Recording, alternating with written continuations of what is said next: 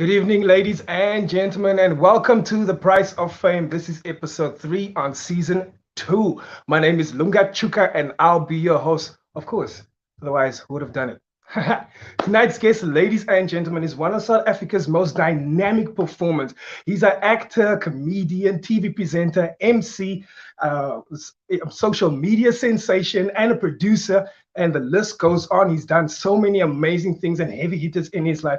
And in fact, he scored multiple awards in many different fields and posed for many different magazine covers. But the best thing I love about him is that he's got a huge heart when it comes to giving back and just charity work and also looking out for the fellow man and the fellow woman. Ladies and gents, without further ado, please welcome to the screen. The champ is here. He goes by the name of Ngesi. Woo!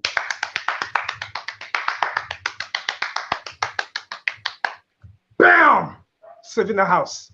The man, the myth, the legend.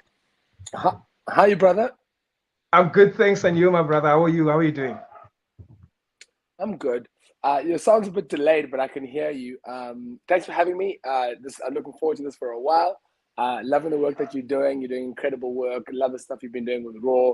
Loving your comedy. Loving all the passion. And I've always had mad belief and respect for you. So thank you so much for having me.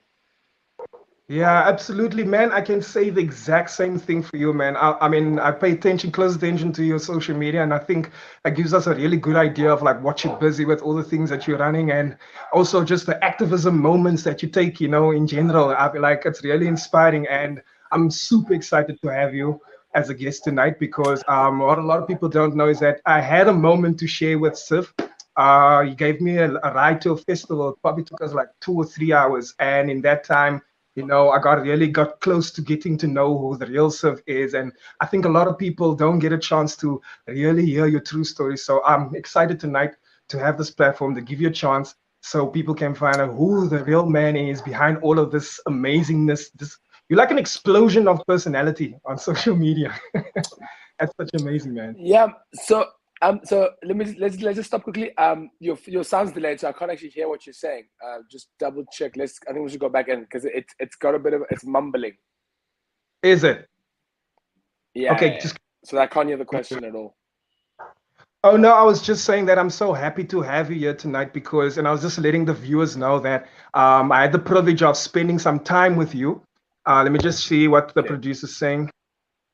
Cool. 1 second. Okay, cool. To me, it's not clear. Okay, cool. Let me just, it could be my side. Let me just go back in and out. 1 second. Okay, cool. No problem. I think sometimes it could be the headphones. Sometimes the headphones play up. I will see when Siv gets back. In the meantime, if you guys want to check out our new streaming platforms, so we've got now The Price of Fame also as audio podcasts. You can find on Apple, Spotify, and Anchor FM. And while you're at Anchor FM, please, I keep pointing that way, pointing this way. While you're at Anchor FM, please check it out and send us some voice notes. It would be lovely to hear from you guys who you'd like to see on The Price of Fame, what you think about the show, and let's just give absolutely just general feedback. It would be really awesome to hear from you guys. So hop onto Anchor FM. Hey, how are you? Yo, are you back? Can you hear me?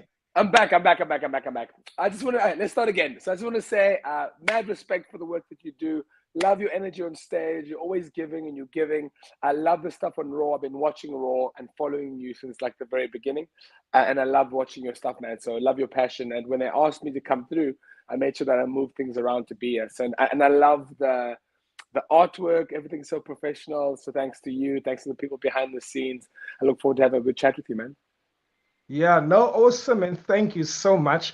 I hope I'm not that delayed now. Can you hear me clearly? Oh, I hear you clearly. I think it would have been from my side.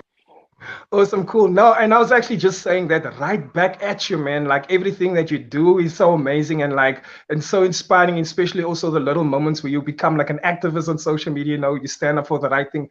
It's so inspiring to see different sides of you. It's like you're like an explosion of personality, things that people are shy to say or shy to do or like just shy to be themselves. I feel like you don't hold back on anything like that. So that's a very something very admirable about you, you know. And like likewise, the work that you do, everything from the man cave, all of those things that you've been doing, man, it's mad respect to like see another man do all of those things, you know. So like it's an honor to have you here on the Price of Fame. And like I also said that a lot of people don't know this, but I had a moment to share with you riding to a festival, and I got a glimpse of like the truth, how, you know, the surf behind all of those things, you know, and I was proper inspired. So I'm happy to have you here tonight so that you can share your story with many people so that we can respect you more and just learn from you more, and also just be inspired by where you came from, how hard you fought to make the person that you are today.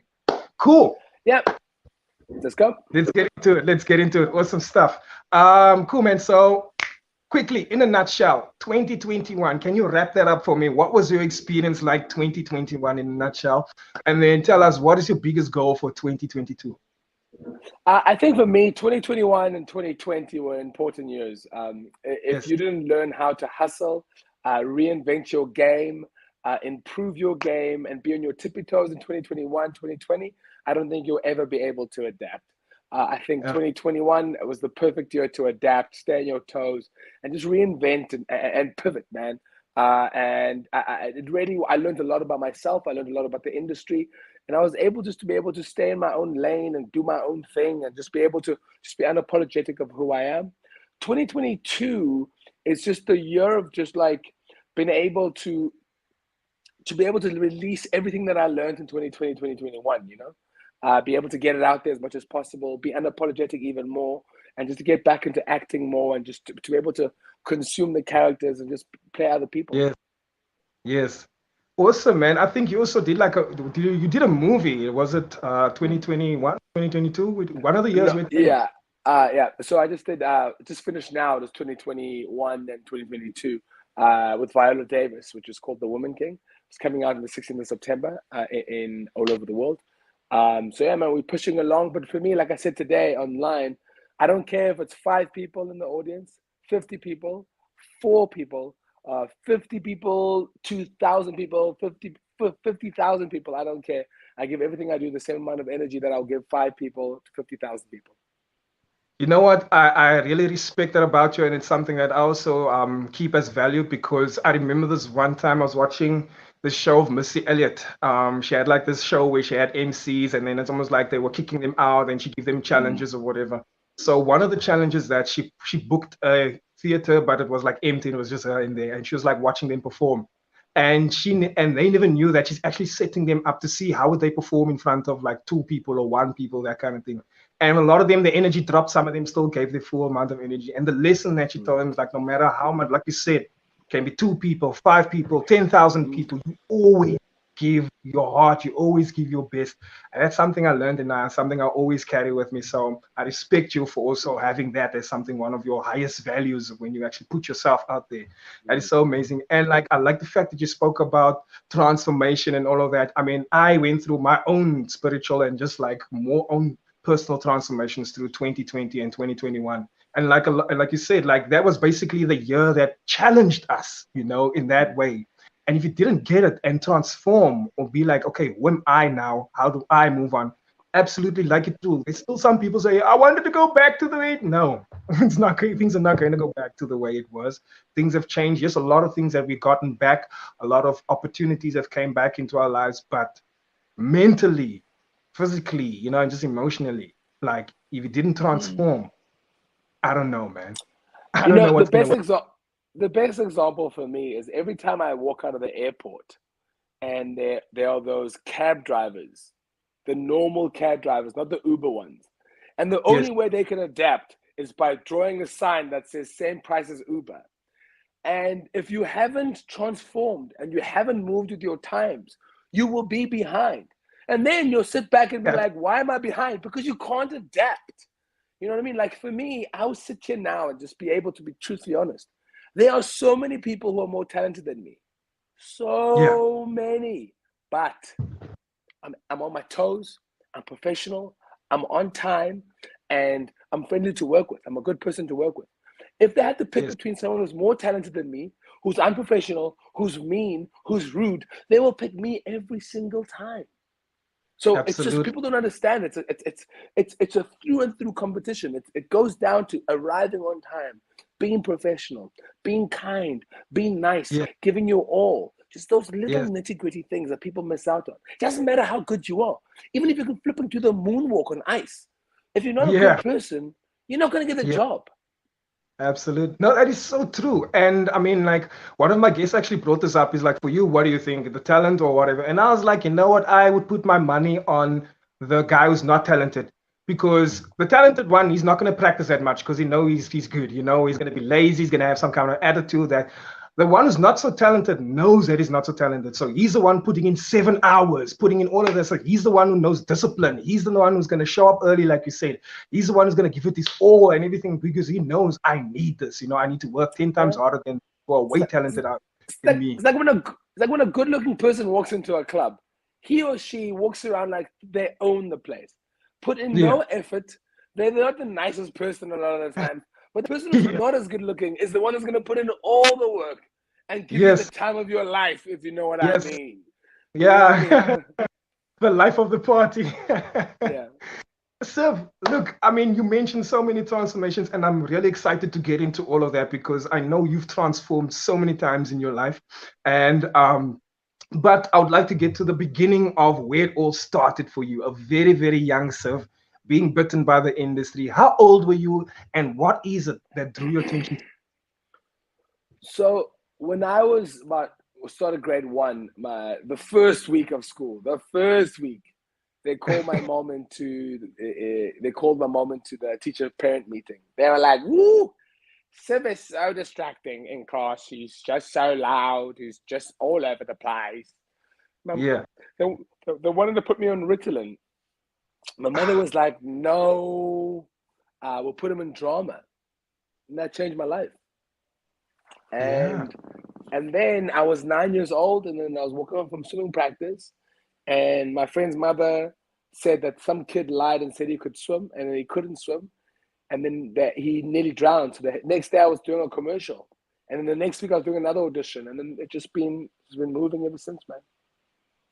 That's so amazing. And like for you, like when did you like transform like with the whole like obviously from an actor, you know, and then to the producing and the emceeing, when did that come into your life? When did you start making those transitions? You know, I think another thing that I think this industry really needs is using people to believe in you. And one day, someone watched me in a show, and they were like, "We should give you your own show." And his name was David Newton. It gave me an opportunity. I took it with both hands. Never looked back. I don't know if I would have been the same person I am today if I hadn't gone into comedy and presenting and emceeing, you know. But for Yes. me, so many people are sitting around waiting for their phones to ring, man. I don't wait for my phone to ring. You know what I mean? I make the calls. I don't wait for someone to Yeah. knock on my door. I knock doors down. Yeah. You know what I mean? And that's what it's all about: creating work, creating employment, and just realizing that there's so much work out there, man, that just hasn't been created. Create it yourself. Yeah. And with I know you sorry, I know you've done like a lots of traveling, you know, you've got opportunity to work in different countries as well and spend so much time doing different things. How has the traveling affected your personality and how you present yourself? So for me, I've realized the older I get, the more alone I like being, you know. So traveling is like a time to be for me to be alone. You know what I mean? Just to be able to be in my own head. So I really, really like that. I don't think it's for everyone. I think if I Yeah. was, I think if I really wasn't, if I was more of a, if I needed people more, I think traveling as much as I do would be difficult. But I love my company. I love being around myself. I like Yeah. learning. There's nothing sometimes, so I have a crazy, a big temper, which a lot of people don't know of, right? So I have a big Okay. temper. And for example, when I have a temper moment, when I'm angry, I love those moments of having to self-reflect and going, why were you like that? How can Yeah. you Yeah. fix that? What did you do wrong? So sometimes I feel like I'm such a loner that I have moments to take an outside look in, to be able to Yes. look at myself from the outside in. And a lot of the times, sometimes I don't like what I see, and sometimes I Yeah. love what I see. Straight You up. know, so I'm always just a work in progress, man. And I had an interview today with Sunday Times, And they said to me, everything you touch turns to gold. I said, no, that's not what the article should be about. The article should be about Ngesi doesn't mind failing. Ngesi doesn't mind acting a fool. Ngesi does not mind looking stupid to achieve a goal. I think many of us don't want to fail, don't want to look stupid, or don't want people to, to look. No, I don't care, bro. I will look stupid, and as long as I'm trying to get to a goal and get better, I'm on it, man. I don't care what it is. Yeah. To be honest with you, that's something that I noticed, especially with, I don't want to speak bad about my comedian, my comrades, but when I like analyze them and when I analyze the comedians that I admire, especially like if it's American, mostly the American comedians, and I was like, the difference is that these people are not, like you say, they're not afraid to be themselves. They're not afraid to look silly. They're not afraid to pull a blazer over their head and do like a silly impersonation. And I've spoken to so many comedians here. They overthink so many things. They overthink. They're afraid to be their true self. And they even tell me, "You're so brave." And I was like, to like just be crazy on stage. And exactly like you said, I'm not afraid to be a silly fool because I know when I'm alone, these are the things that makes me funny. So why am I holding it back on stage, thinking that they might not like this or they might not like whatever. Be yourself unapologetically and be yourself fully, and like you, like someone who truly expresses himself, and that's very admirable. Another thing that I admire of your values, man. Is Yeah, there man. another value you live by? I just feel like treating people well, bro. I really do like yesterday I watched a person fall while she was walking. And like it bothered me for a while because for me, everyone's a person to me. Everyone is an individual. Everyone has so much potential. Some people are walking around every day of their lives without fulfilling their full potential. Like I'm nowhere close to anywhere where I need to be. Like I don't like people speak so highly of me, and I'm always like, relax, bruh. Me, I just want to do my thing, man. And I don't want to succeed alone. I want to bring people up with me, and I just want to be able to continually create, like make sure that people are fine and doing what they love. There's nothing more that breaks my heart than seeing wasted potential. Man, I don't. No, I have no wasted potential. Breaks my heart. No, truly. I mean, like you've demonstrated that with the lot of charity work that you do also, and the lots of giving back. And a lot of it doesn't make it to the media. A lot of it doesn't make it to social media. But I hear through the grapevine that you've been involved with this. So we went to make a speech there somewhere. We went to go do a motivational speech somewhere. You always trying to fit in time in your schedule to give back or lift up the next person.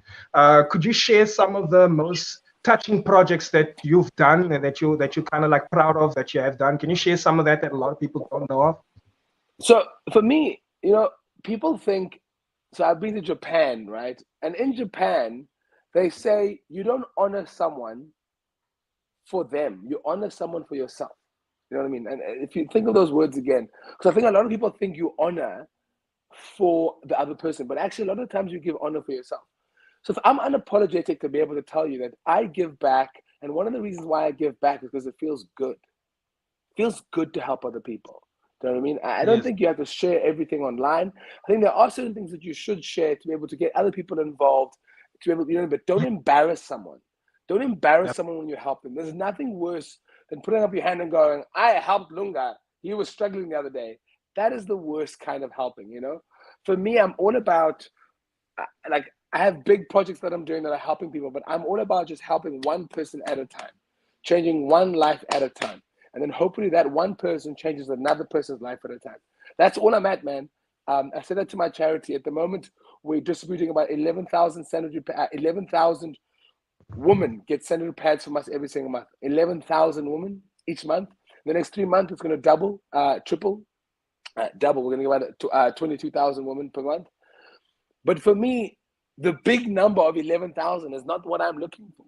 It's the one girl, the one young woman who will not have blood running down her leg. That is one. That is one. Then we go one, and then another one, and then another one. Because let's be truthfully honest. We're adults now. We walk, right? We walk, we run. Remember the Yeah. days when our parents were celebrating one step? One step. That's all it's about, Yeah. man. It's just one True. step and one person. That's all I'm about. That's all I'm about, man. Just changing one life at a time. I mean, just moving from one area to another area, they would be like, yo, that's the step, and then they're happy, you know? Like, I Mm. mean, know what you mean, like where they just celebrated one step. And there's so much opportunities for us to make the most of our lives, you know, and actually build legacies. So I fully get that.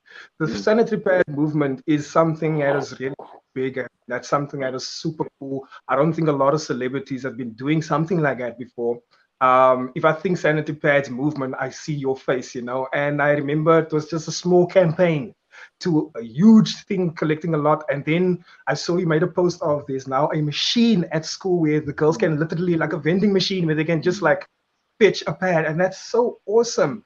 Can you please tell us about your journey with that? How did it actually start with you? And like, I know it's something that you're very passionate about. So how Mm. did you get involved with that? And how did you grow it? How did it grow with you or you grow with it? So just like you, I grew up with sisters. You know what I mean?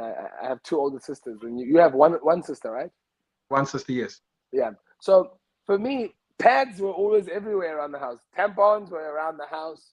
And one day I was going for a visa and I saw a woman on the street. And then I thought, I wonder what she does for sanitary pads. I gave her Mhm. 200 Rand and then I posted on social media about what do women on the street do about pads. It just exploded. And then I realized that something needs to be done. And it's been my fight Yes. for the last 7, 8 years. Wow. That's amazing. That's amazing. I mean, like I said, even that to the point that you guys actually design, I don't think something like that would ever been designed. Was there a movement ever at schools like that before you made noise about it? Was there ever a movement? Could girls like actually just go to school and be like depend on the school Um, to have these things?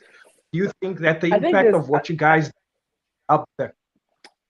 I think there's been sanitary pad drives continuously, but it usually dries up.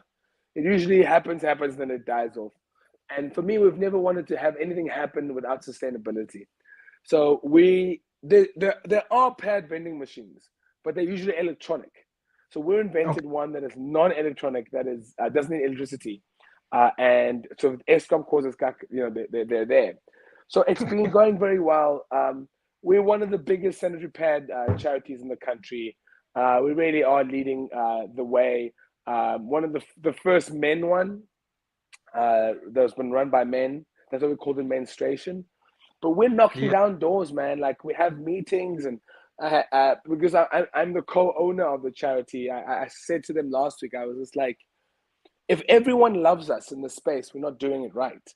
We have to make things uncomfortable. You know, it's the same as me. I've built my brand that you don't have to like me. You don't have to like me. But as long as you can see that I'm doing the things, you know what I mean? I don't mind things being uncomfortable. When my teeth is growing through my gums, it's painful. But Yeah. in a few months, you'll see the results. So for me, I Yeah. make things uncomfortable. I don't mind people being uncomfortable. I don't mind. Like someone said to me yesterday, "Oh, Yusuf and Ngesi, the one that everyone hates." And in my brain, for a second, it hurt me for a split second. And then I was like, no, she knows my name. She knows who I am. You know what I mean? I don't care about the rest. The rest is none of my business. Her Yeah. opinion is irrelevant to me. Absolutely. I don't even listen to such comments, you know, of such people Oh, because I mean, like you project what you see, they project what is going on inside and what they can only see, you know. So if yeah. negativity is coming out there, I mean, that's what you're filled with, you know what I'm saying? But yeah, Yeah, no, man. Okay. ain't nobody got time for that. But like, Yeah, man. let's like another transformation that we've all witnessed, especially through social media. And I know that you helped the drag scene so much. And I believe before you even became up with Savannah, you've been part of helping the drag scene for a very, very long time. What inspired the character Savannah? I get asked this question quite a lot. Yeah, You know, I think I've always been a lover of the LGBT plus community. I've always been a proud ally of people, trans, gay, lesbian, whoever you are, whoever you love. I've always had the people. view that, yeah, I've always had the view that where I put my penis is no one's business, where you put your tongue is no one's business, that your sexuality, gender is no one anyone's business. So and I think a lot of the times I get too much credit because for me I'm actually not an activist. All I am is a person who's against injustice, and I think everyone should be the same. I think I get a lot of love, I get a lot of attention for the work that I do, but it's the same as getting attention for stopping at the traffic lights. I don't stop at the traffic lights because I want to. I stop at the traffic lights because I have to. I think people shouldn't be getting patting people's backs for fighting basic injustice. I think if, for example, the xenophobic attacks, people are getting killed and murdered for where they come from. No, that's wrong. Yeah. It doesn't matter if you have no job, you're unemployed. No one steals your job. You know, work harder. Yeah. You know what I mean? And when I say work harder, I'm not saying that everyone who's unemployed is not working hard, but I'm saying no one takes your job. You know, so for me, the space that I'm in, the drag space, I've always wanted to get involved in drag. I've always wanted to create another character. But what I've learned in the process is actually it's not even about me. It's not about my character. It's about the kind of work that we're doing to be able to open up a space for drag queens so that they can get more work, and producing a lot of drag shows and having a big launch at the end of the year for my drag character. It's just creating space. It's about taking up space, giving people employment, and just showing young ones that if you are sitting at home and you're trying on dresses, man, Ngesi is trying on dresses. Ngesi is running around in heels, and he's a heterosexual man. You know what I mean? There's no one to tell you what you can and cannot do. I will never budge on that. People must do what they want. Yeah. Listen, I mean, like growing up in our communities, especially like just playing where I'm come from and from a lot of communities, we always had these challenges like gangsterism, drug abuse, and all of those things. And did you ever have any of these challenges around you in your community growing up, and has it ever affected you? My mother took us out of the township when I was 9 years old, which is one of the best things she ever did for me. I think I would have struggled in the townships as an older kid and an older guy. I think I would have really struggled. I think I would have really struggled. I think I would have got into confrontations because I don't conform. You know what I mean? And not conforming in the gangster state, in the like you are first to go, bruh. You are Yeah. first to go. You know what I mean? And for me, I think my mother saved my life. I think my mother definitely saved my life with all the because I don't think people a lot of the times give me credit for doing everything I do so well. But you gotta Okay. understand, I live in the CBD, bruh. My boxing where I train for boxing is 30 seconds away from my doorstep. Where I train for pole is 45 seconds away from my doorstep. You know what I mean? So if I lived in the township and I had to drive in, it took an hour and a half, 2 hours to come in here, and then still had to hustle money back, I couldn't be this good at things that I do. Do you know what I mean? Drag is expensive, guys. Expensive. I wouldn't be able to look the way I look, you know? So for me, I'm privileged enough to have opportunities, to have resources to be able to do what I do. So yeah, I always take it with a pinch of salt. Yeah, man, I feel like if a lot of people had the opportunity that I have, I think they'll be able Yes. to do great things. Oh, that's absolutely true because to a certain extent I can relate to with you because my parents, they had my elder brothers, the two elder brothers that I had, they had them first when they were still living in the township. And by the time they had my sister and I, we've moved out of the township already. We've moved, Mm, and our first place was Strandfontein, and my memories mm, start as Mitchell's Plain from here. But I was in a multiracial school, and for a very long time, my sister and I were probably like the only black kids in the classroom. So we got to mingle with colored people and all of that. Now, here's my thing. At a certain time, there were other black kids that came to, like after a couple of years, other black kids came to the school, and then they noticed that I speak funny. I don't sound like every other black kid, or I'm not doing all the other things that other black kids do, and like I'm not fitting in so well. And then that's where the bullying became. That's where the bullying started. Yes, some of my colored friends, they would say some names, they would call me the K word and all of that, but they were more like, just teasing kind of thing. But that's where I made my friends. But like the other black kids, they're the ones who hated me and always said that I'm trying to be better. I'm always trying to whatever, that kind of thing. And for a Story of long my time, life. yeah. I was gonna ask you now because for a long time it kind of messed with my mentality. I was like, that part of me was always gave me a complex of don't be yourself too much, and where you can be yourself, where you can't be yourself. So especially when there's black people in the room, I would speak softer, or I'd not be, because I feel like they're gonna look at me finally like, and like, I'm close, and like, why aren't you speaking closer? That kind of thing. So you moving into another environment, like I said, we can probably relate to this. Can you explain your experience? Did you ever have any kind of bullying like that? Having to adapt I to your think, environment? yeah, I think people always tried to bully me. Like they always tried. Like, and it affected me as well. But I was always kept quite a good like front. It's difficult.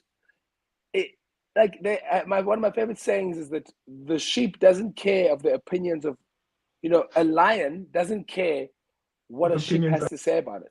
Yeah, No, yeah, yeah, like when is the last time a sheep ever bullied a lion? Nah, bruh, it ain't happening. What I can yeah, tell you is that they always saw that we were special. They always saw that we were different, right? But different was the most important. It's because we were different. And it irritated them that they weren't the same as us. So the same bullying I got. But I can tell you now, when they speak about me now, it's quite different. It's more like, wow, props to you, dog, Because for me, I do more for the black child than most of them do combined. The yeah, black child, the black female child predominantly, I do more than most people do. You know what I mean? So I'm so pro black. I'm pro black as fuck. Like but I'm pro human before I'm pro black. And I think people don't like that. I think it makes people uncomfortable. But another thing that makes people uncomfortable is that we fit into different molds. You know what I mean? Like I can walk into a room and kukuletu. And then going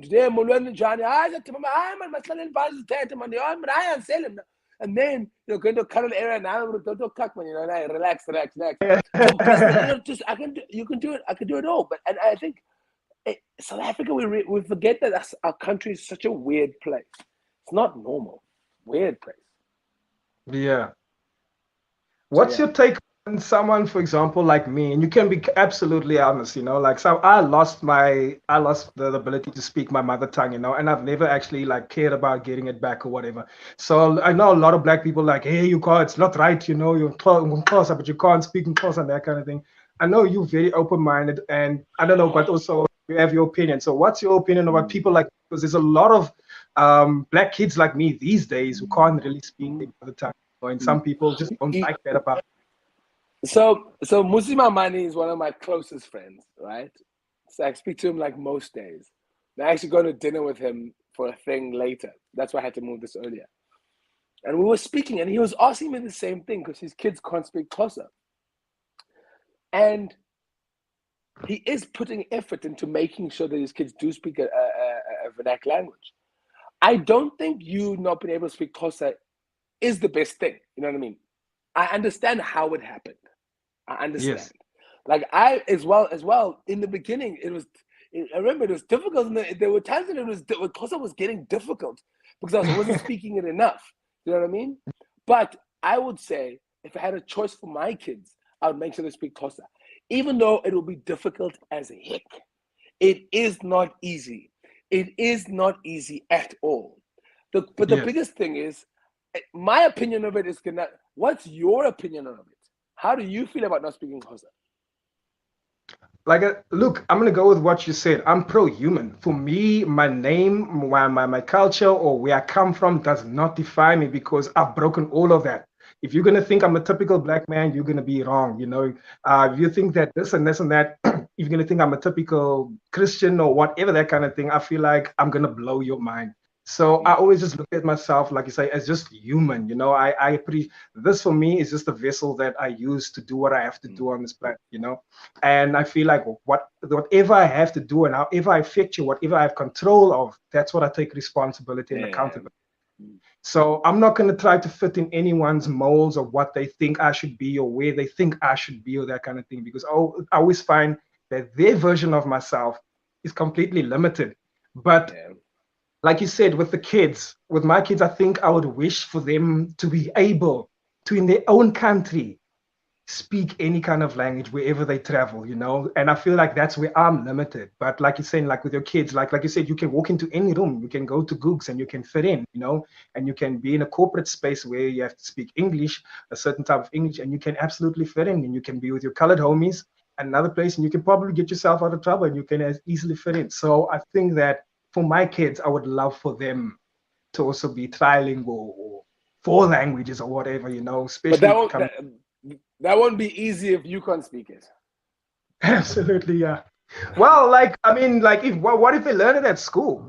I mean, you have Yeah, kids speaking French that they learn French at school, but the parents don't necessarily know how to yeah, speak French. agreed, agreed. Yeah, just So get them to classes early. Yeah, yeah, yeah, definitely. And I think I'll just keep them bringing to my parents, you know, because my parents obviously still speak. yeah. I'll just keep them Oh like yeah. always. What is your parents' view of you not speaking Xhosa?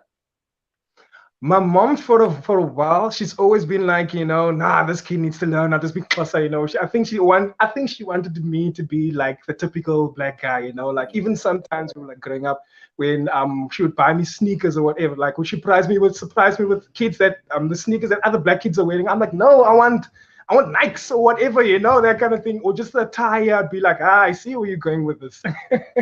But my father, he was always open to it, you know, and he was always like, let them be who they want to be, you know, let them explore.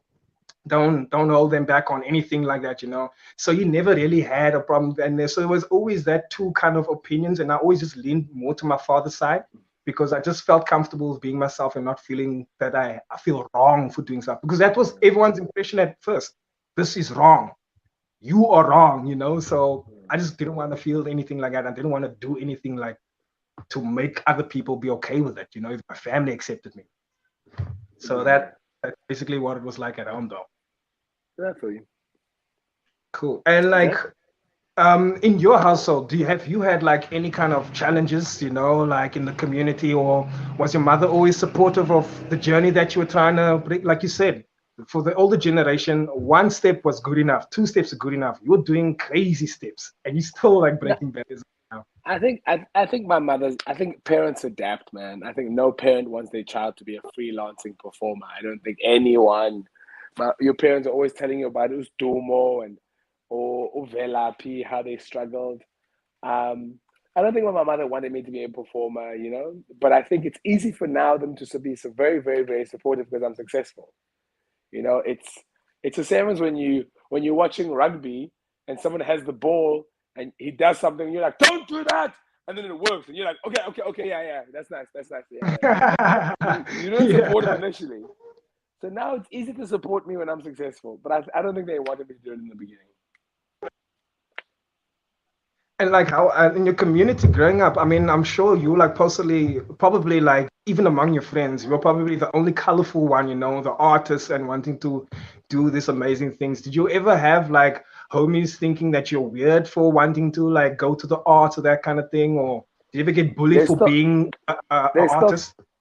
they still think I'm weird. I'm still weird. You know, But it's the best the thing day they about you. don't, yeah, but the day they don't find me weird is the day I'm not working hard enough. You know, I'm still trying to do my thing. I'm still trying to push the boundaries and just as long as it's authentic to me, man. I just want to be authentic and real to serve. I just don't have everything else. It's just none of my business. None of my True, business. Mm. absolutely. And any mentors? Have you had like any mentors in your journey? You know, like walking in your journey, or you, or in? I know you do a lot of kind of like motivational speaking and that kind of thing, which is like very much um, mentorship kind of things to do. Are you a mentor to someone, or do you just do like these kind of events as a part of your giving back as mentorship? And have you had any mentors in your journey? I think the way the world goes now, I think I'm a mentor for many people who I don't even know I'm a mentor to. You know, and then I do have some people that I'm mentoring who are closer to me. Um, but it's difficult to be a mentor for me and be like in there and active because I'm busy, man. And I can't really promise to give my all to someone. But one of my biggest mentor is the man I have the potential to become. Um, and he's always pushing me along, you know, because I'll never meet him. I'll never meet the man I have the potential to become. I will Yes. never ever meet Sid. you know? And for me, my definition of hell, because I don't believe in religion, my definition of hell is meeting the man I had the potential to become in my deathbed and him telling me everything I could have become if I just worked harder or smarter. You know? That's Believed where in I'm at. yourself. Yeah. Was there ever a time in your career where you kind of like felt like this is a breaking point? You just want to break away from life. You just can't do it right now. You just need time for yourself. You don't even gonna continue with this project or whatever. Did you ever have any breaking moments like that? If I so, make what is it you on? I make sure that I find times to break away before it ever gets there. You know, jobs are difficult, jobs are irritating. You know, there's days that are shit and cack, but I make sure I take times to break away and really to be able to take a moment and just enjoy what I'm doing. Absolutely. Can you give me three top hustler skills that you've learned that you learned like no, like okay, earlier on you said show up, don't be late, treat people nice. But is it top secret hustler skills that you kind of like live by and be like, this is how to truly, survive in this kind of industry? Knowing, I mean, coming from a tough background and all of those kind of Uh, One, I think it's you have two options: excuse or execute. Pick wisely. Secondly, reasons or results. You either have a reason why you didn't do it, or you have results. And lastly, it's easier to ask for to have make an apology than to ask for permission.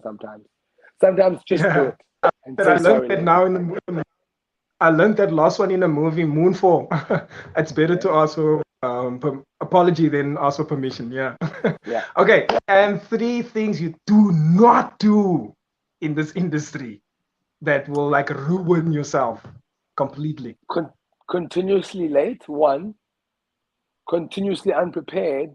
Two, and it's 2021. As a man, you must be able to know how to work with women. Like you need to be able to know the boundaries. You need to be able to know, things are changing, man. Things that were allowed, 3 years ago are not allowed now.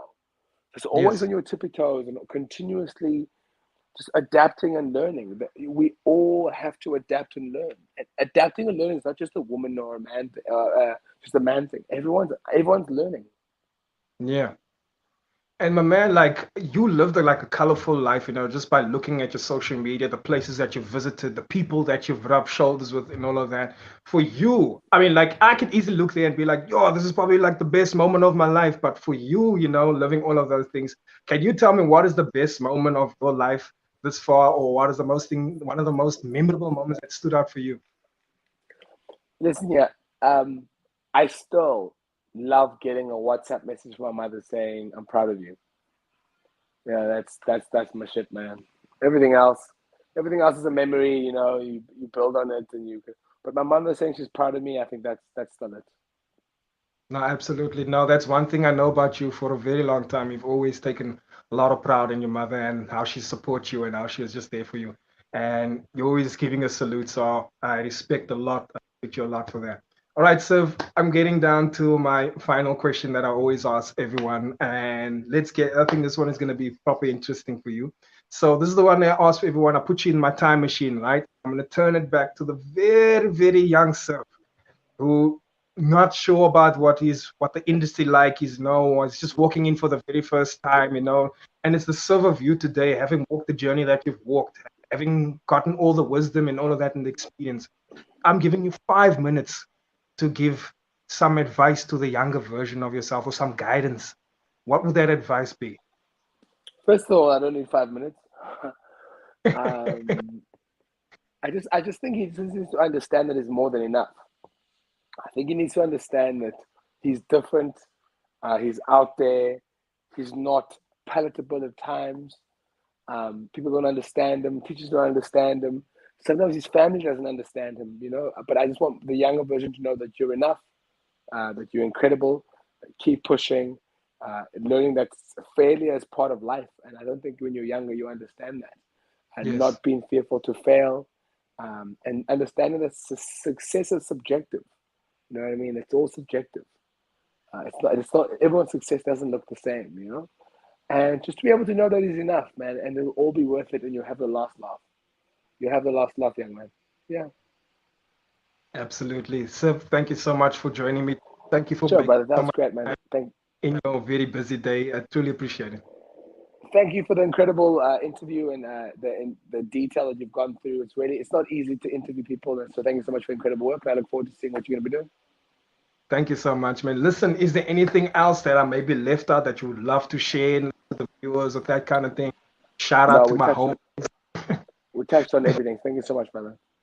Thank you so much for a lovely time, man. I truly appreciate it. And may you have a lovely evening when you're meeting up with your Sure, friend brother. and continue making moves and continue inspiring people and being this huge role model for us in the industry. Thank you so much, brother. Man, Cheers. thank you, brother, man. Bye. Hi. Good night. All right, there we have it from Ngesi, ladies and gentlemen. A very good man, a very honorable man. Yes, we all have our opinions and we all have our experiences, but as you can see, the man is a very genuine man. I enjoyed myself talking to him, and I'm sure a lot of you guys enjoyed tonight's interview. And like I said in the beginning, where we were having a bit of a technical difficulty, we've added our, if you just joined and you're, if episode 3 of season 2 is your first time watching season 2 of The Price of Fame, I just like to let you know that we've now got a new platforms that we've got The Price of Fame on. You can catch it on audio if you are busy driving or you're busy doing something and you still want to catch the interviews. You can catch it on Apple, Spotify, Anchor FM. And while you're at Anchor FM, send us a voice note. Let me know what you think about the show. Let me know who you'd like to see on the show, or just give us any kind of feedback. We would truly appreciate that. We might even play it on the show. We'll see about that.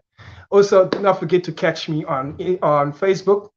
That is Lunga Tshuka, the Energizer Funny. That is Lunga Tshuka, the Energizer Funny. On Instagram, you can catch me at Lunga Tshuka. And then for exclusive snippets of The Price of Fame episodes, season 1, and also now going on to season 2, you can move out to Instagram. We have The Price of Fame ZA.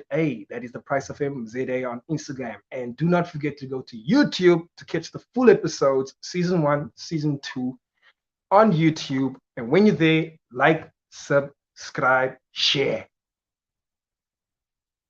Right, that's it from me, ladies and gentlemen. My name is Lunga Tshuka. I've been your host. This is The Price of Fame.